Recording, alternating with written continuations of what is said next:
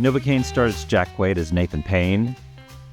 Wait, I'm sorry, Nathan Kane. I knew I was going to do that.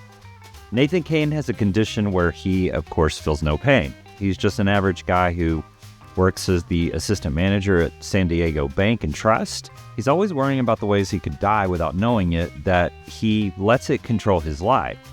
His only friend is a guy he talks to online and doesn't have any real meaningful relationships. That is until he meets a fellow bank worker, Sherry, played by Amber Midthunder, who takes an interest in him, teaches him to be a little less cautious, and of course, they fall in love.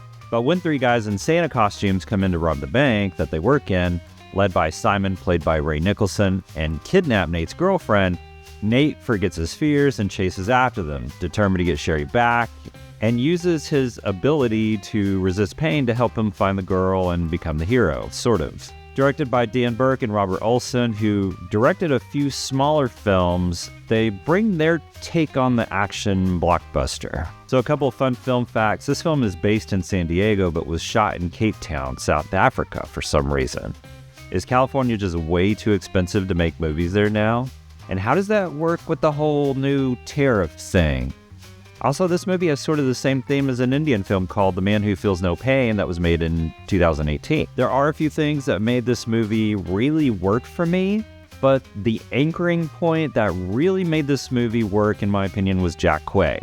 I really enjoyed his performance in this film. I was a big fan of him in Companion, and I'm a big fan of him here. I think he pretty much carries this movie. Quaid has this really interesting charm that I've recognized and seen from his parents on screen.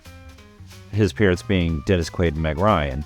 This may not be fair to say because he's bringing his own thing, but at times I saw Dennis Quaid and sometimes I saw Meg Ryan.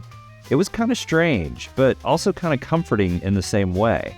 I grew up on their movies like Interspace and, of course, When Harry Met Sally, and I love that their son is starting to do leading roles. Jack Quaid does have his own style of acting, and let's get that right. But maybe the similarities are all in my head. Quaid here does an amazing job playing this very humble, very nice, average Joe kind of guy. He's endearing, he's caring, funny, and you care about his character. You really want to root for this guy, and you want to see him get through this and be with the woman he loves. He's great at playing these endearing traits that make you like Nate so much. He kind of did the same thing in the beginning of Companion and then flipped the switch to get you to hate him. Quaid has great timing when it comes to the comedy without making the film feel stupid. And I'm really looking forward to seeing Jack Quaid in a lot more leading roles in the future. I think he's fantastic. The writer, Lars Jacobson, I thought did a nice job writing scenes that seemed believable, I guess, in the moment.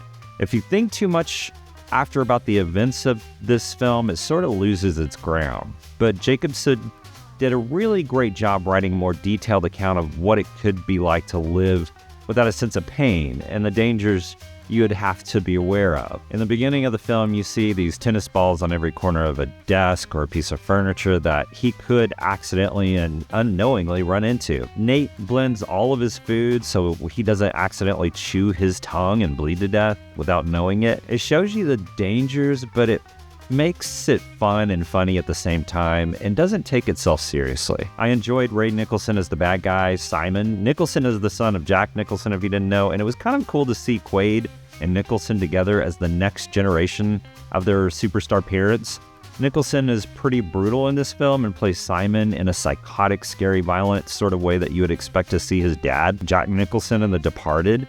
But again, he doesn't just follow his dad's type of acting, he does his own thing, and he does it really well. I wish that they could have maybe elaborated on his character a little bit more. I felt that there was something missing in his character just a bit, just a small piece of character development that would have made this character more meaningful. But again, Nicholson, he did what he did, and he did an amazing job. A lot of the sets I had a lot of fun with, especially a Home Alone type booby-trapped house Nate has to make his way through that had me laughing out loud at times, and a tattoo parlor where Nate is trying to get this information about one of the bank robbers from, and he's trying to get it from this enormously huge tattoo artist that it really goes bad. And Nate does an amazing Wolverine type move on the guy. It's a lot of fun. I like that the action scenes for the most part had a great flow to them.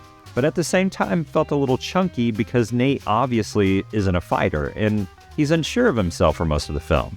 I think the director had a really nice balance here.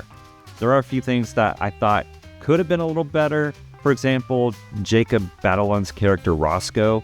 You probably already know Batalon's role as Nate, the guy in the chair in the Spider-Man series. So when you hear his voice on the headset when Nate and him are playing video games, you know who the actor is. So the jokes that they set up for this character don't really work at all if you know the actor and who he is.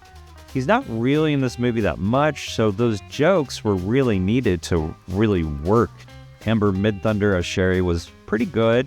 Nothing amazing here, but she was what I expected. Her chemistry with Nate was sweet and to me believable, and you care about the love story and the two of them together. There are two cops who are chasing the bank robbers and Nate down throughout this entire movie, one being played by Matt Walsh and the other Betty Gabriel.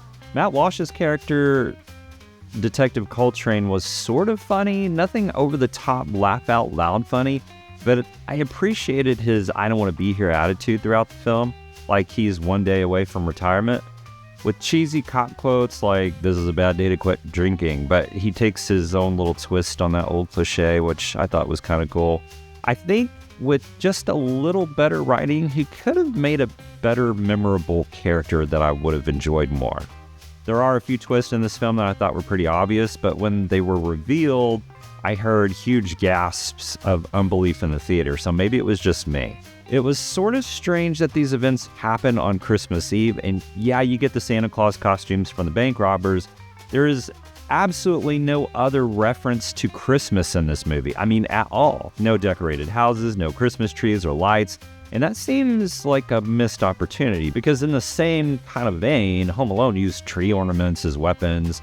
Novocaine could have had a lot of fun with Christmas props. I did love the soundtrack to this film. The movie opens with R.E.M's Everybody Hurts that had me smiling and thought that that was the perfect song for this movie's opening. And it had some really, really great song drops throughout the film at just the perfect time. Novocaine is a lot of fun, and I actually enjoyed this movie. It does have some obvious flaws, but it's not a film that you're supposed to take too seriously. Jack Quaid is incredibly fun to watch, and it has some really funny moments that will have you giggling. There are a few gross out moments, but nothing too over the top for me anyway. It's more comical than anything. I kept thinking it was kind of like watching a Looney Tunes character get owned over and over and over again. Of course you realize this means war. I'm giving Novocaine 3.5 stars out of 5 for all these reasons. It is rated R for strong bloody violence and some pretty grisly images at times, and of course, strong language. But let me know if you've seen Novocaine and what you thought about it in the comments. Thank you for liking and subscribing. It means so much. And remember, don't wait till it streams. Let's go to the theater and let's see it together. So those are definitely third degree, so you're gonna want to run it under some cool